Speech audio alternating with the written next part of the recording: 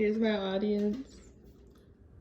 I think it is fair to say that we all have disagreed with how leaders govern our country at some point. My name is Madison, and because of this, I'm going to teach you how to vote.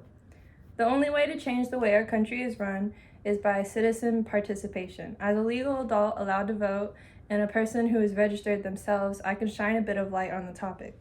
This being said, the only way we as individuals can influence how we are governed is through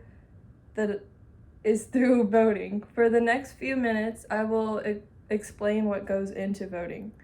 The first step to voting is registering. Before you decide to vote, you must make sure you meet your state's qualifications for registration. Miles Parks of NPR states in the article, How to Vote in an Election, that you can register at 17 and a half, but cannot vote until 18. For the state of Georgia, you must be a U.S. citizen, resident of Georgia, not still serving a felony sentence or found mentally incompetent, as stated by Eli Watkins of CNN in How to Register to Vote in Every U.S. State and Territory. Each state has their own way to register, so when registering, it is important to look into the options depending on the state you are in. For the purposes of today, however, I will focus on the state of Georgia's 3 methods covered by Wixa of 11 Alive in the article How to Register to Vote in Georgia. Online, you register at the state of Georgia's voter registration website.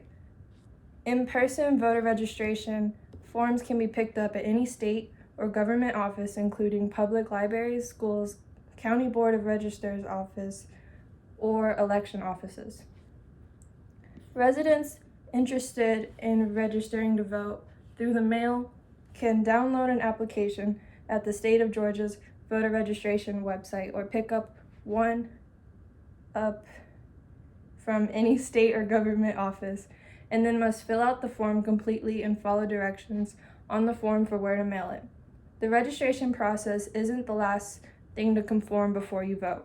The USA Gov states that after registering, you will receive a voter registration card at confirmation that you're registered to vote and your voter information is correct. You can also verify that you're properly registered to vote by visiting the Secretary of State My Voter page and submitting your information. Now that we've discussed the registration process and confirmation of this step, we can discuss what actually goes into voting. The last step of the process is to actually vote. Now that we've discussed the registration process and confirmation of this step, we can discuss what actually goes into voting. The last step of the process is to actually vote. Georgia.gov claims that it is important to view a list of upcoming elections and registration deadlines on the Secretary of State elections calendar. Locate your polling state by logging into the Secretary of State My Voters page. Polling stations open at 7 a.m. and close at 7 p.m. If you cannot vote at the specified times, you can either vote early or send in an absentee ballot.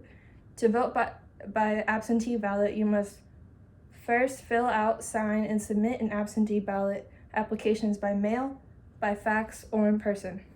Make sure to submit your absentee ballot application by the specified deadlines, which can be viewed on a list of upcoming elections and registration deadlines on the Secretary of State's election calendar. Absentee ballots may be requested at any time between 180 days prior to the election and the end of the business day on Friday before Election Day. You'll need to bring a valid photo ID such as a driver's license, passport, or voter identification card to the polling station when you go to vote. As we reach the end of the process, it is important to acknowledge the importance of this fundamental government procedure. The only way we as individuals can influence how we are governed is through voting. The requirements, registration, and the process of voting are something we as citizens are responsible for. Voting is something that we fought for and we as a people often take for granted. Whether it be through your daily actions or voting, it is important to remember that we as a society must all contribute to change.